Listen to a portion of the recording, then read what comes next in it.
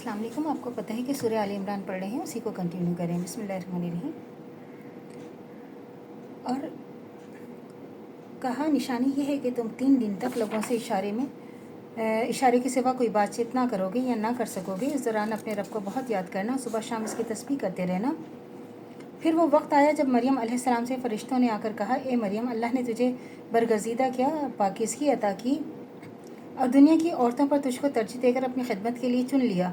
ए मरियम, अपने रब की ताबे फरमान बन कर रहे, इसके आगे सर बसजूद हो और जो बंदे इसके हजूर झुकने वाले हैं इनके साथ तू भी झुक जा।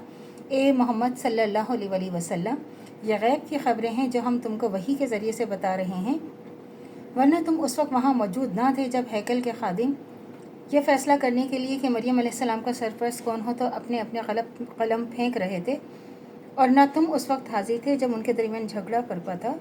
और जब फरिश्तों ने कहा कि ए मरियम, अल्लाह तुझे अपने एक फरमान की खुशखबरी देता है तो उसका नाम मसीह ईसा इब्ने मरियम होगा, दुनिया और आखिरत में मुअज़्ज़िज़ होगा, अल्लाह के मुक़र्रब बंदों में शुमार किया जाएगा, लोगों से गहवारे में भी कलाम करेगा और बड़ी उम्र को पहुंचकर भी वो एक मर्द सालेह होगा। ये सुनकर मरियम बोली, परवरदिगार, मेरे यहाँ बच्चा कहाँ से होगा? मुझे तो किसी शख्स ने हाथ तक ना लगाया। जवाब मिला, ऐसा ही होगा, अल्लाह जो चाहता है। बेशक अल्लाह जो चाहता है वही होता है।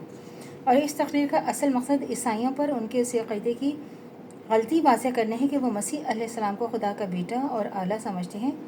तमहीद में हज़रत यहया अलैहिस्सलाम का जिक्र इस वजह से फरमाया गया है कि जिस तरह मसीह अलैहिस्सलाम की विलादत मौजज़ाना तरीक़े से हुई थी, इसी तरह उनसे 6 ही महीने पहले उस ख़ानदान में हज़रत यहया अलैहिस्सलाम की पैदाइश भी एक दूसरी तरह के मौजज़े से हो चुकी थी।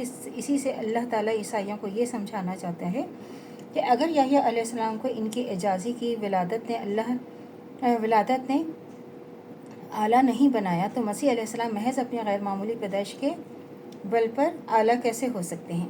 यानी ये कुरानंदाज़ी कर रहे थे कि इस कुरानंदाज़ी की ज़रूरत इसलिए पेश आई थी कि हज़रत मरियम अलैहिस्सलाम की वालिदा ने इनको खुदा के काम के लिए हैकल की नज़र कर दिया था, और चूँकि वो लड़की थी इसलिए उनका नाजुक मसला बन गया था हैकल के मजावरों में से किसी की सरपरस्ती में वो रहें।